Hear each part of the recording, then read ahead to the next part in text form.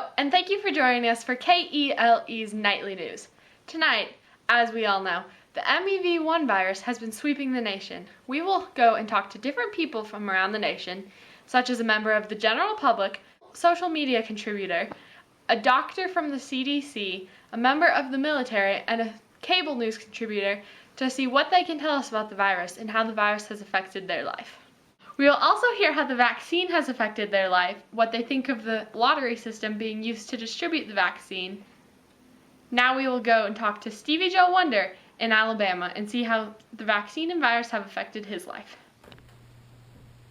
We are here in Alabama with Stevie Joe Wonder, who's going to talk with us about how the MEV1 virus has affected his life. How has this virus affected you and your loved ones? Well, to start out with, I haven't left my house in quite a while, almost 3 weeks. No one can come into my house because I'm still unvaccinated and I fear of getting the disease. My kids haven't been to school since the start of the disease because I don't want them to get it and bring it back into the house. How many of your loved ones have died? I'm not sure because I haven't seen most of my friends or family in quite a while. I haven't gone outside and consequently I haven't seen them. I try to communicate with my loved ones through email and phone, but it's so hard to know who's still here and who's not. That must be hard. How do you get your food?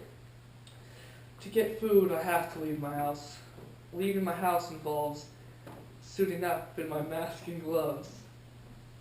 In public, you have to stay at least 10 feet away from all people at all times. Grocery stores are so low on supplies that you have to settle for whatever food is available. There's violence over food.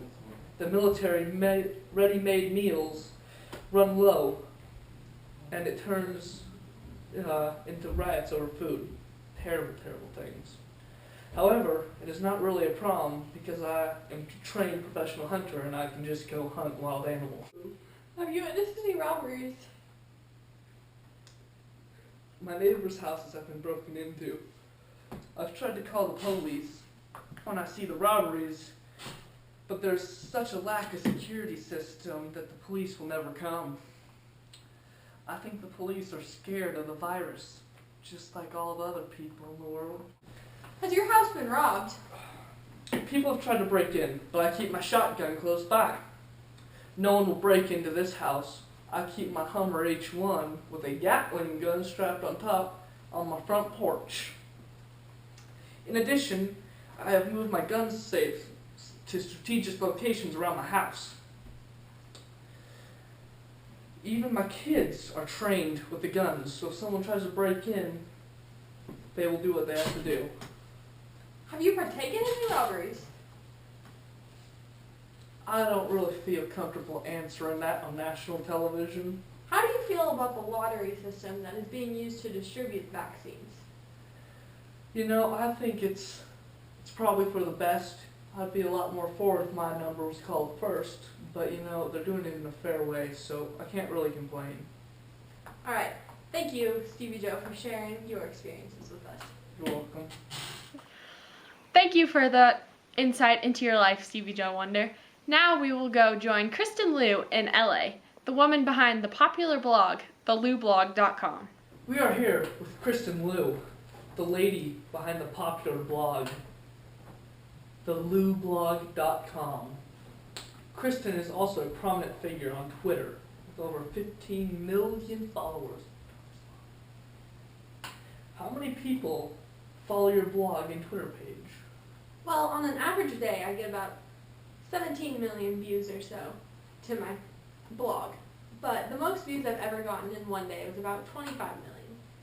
On Twitter, I have over 15 million followers. So tell me, Kristen, what is your advice to people affected by the MEV1? Whatever you do, don't get the vaccine. There's no knowledge about how the MEV1 vaccine will affect us in the future.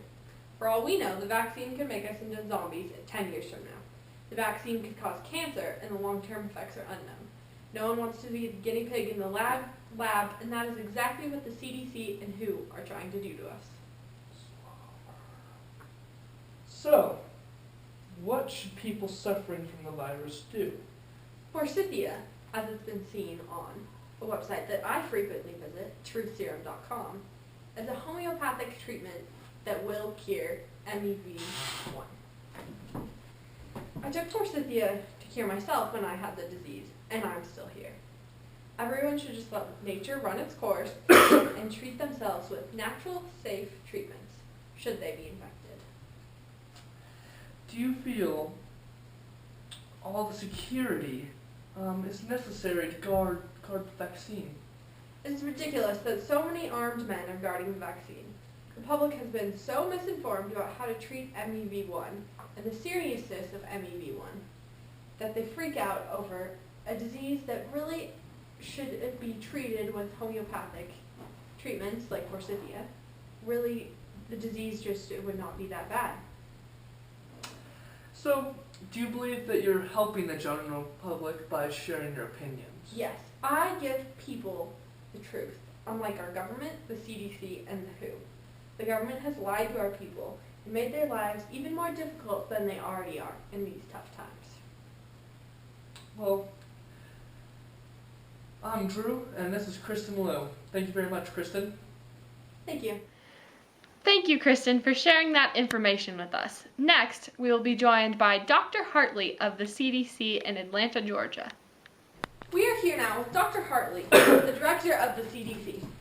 Dr. Hartley is going to tell us more about the vaccine that has been developed to combat MEV1 and how safe that vaccine is. Is the vaccine safe, Dr. Hartley? Indeed it is. The vaccine is safe for everyone. The vaccine is made of live, attenuated version of the MEV1 virus. The vaccine has been tested on monkeys and in human trials. The vaccine is 100% safe and will stop the virus from harming you. Why is it taking so long to develop the vaccine in large enough quantities to serve the needs of the people? It's taking so long because the vaccines are not just things that can be made overnight. The public is getting very distraught with us, and they don't understand how much effort it really takes to develop a vaccine. Vaccines are complex and take many months, if not years, to create.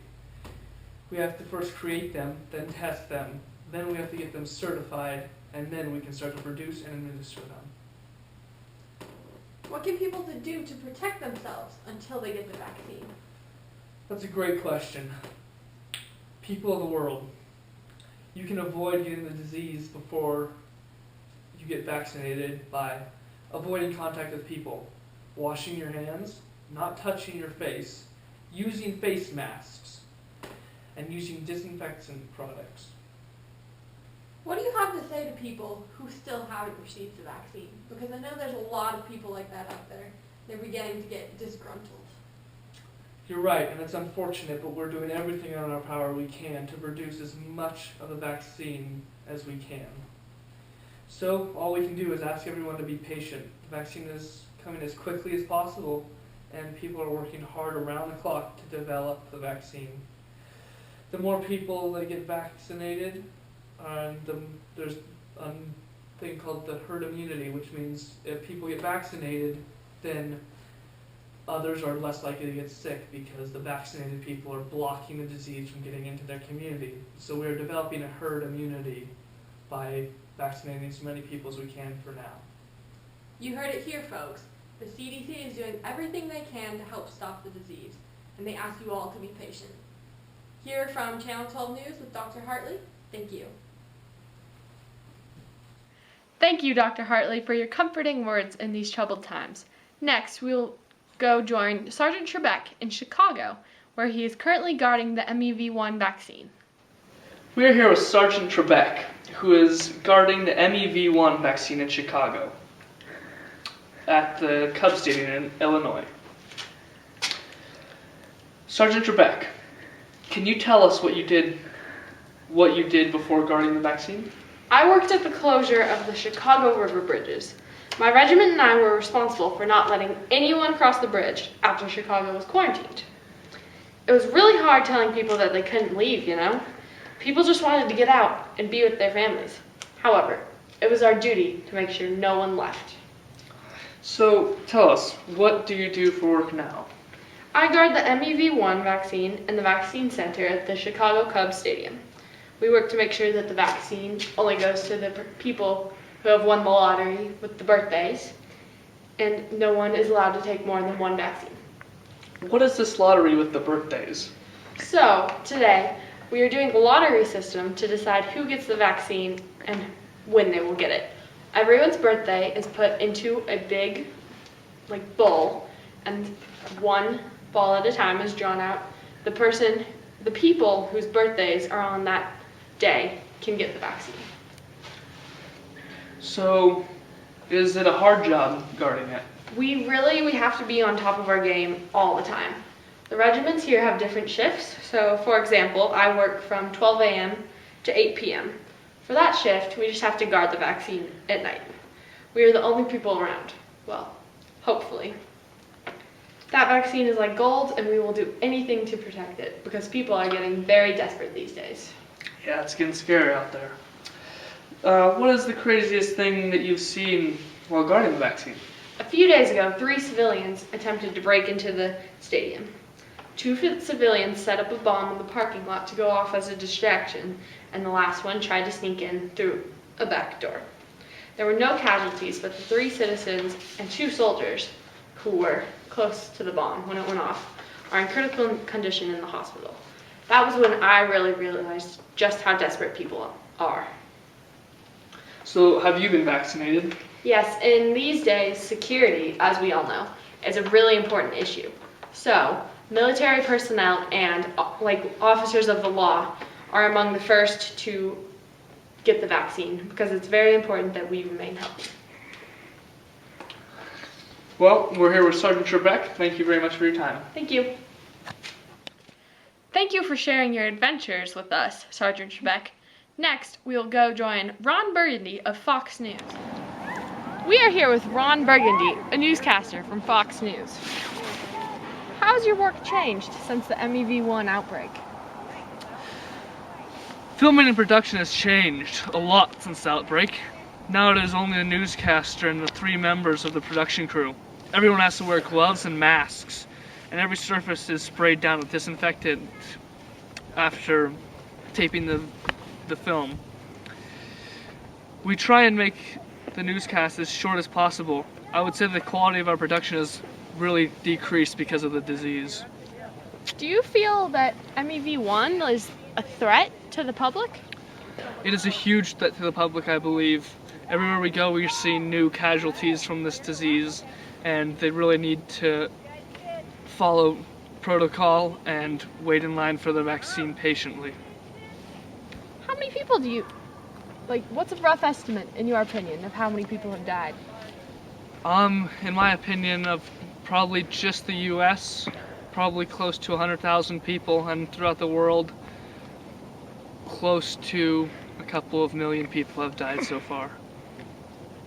And those numbers just keep rising as the disease goes on. Do you personally feel endangered by your job as a newscaster? We really work hard to keep ourselves safe, but we encounter sick people almost every day, so I'd say yes, sometimes I do feel endangered. How do you avoid getting sick? Use a lot of antibacterial soap and things like that, and also using a face mask and try to stay as far away from people as humanly possible. All right, you heard it here, folks. Ron Burgundy from Fox News. Thank you. Thank you, ladies and gentlemen, for joining us for KELE's Nightly News. May you all stay safe and healthy.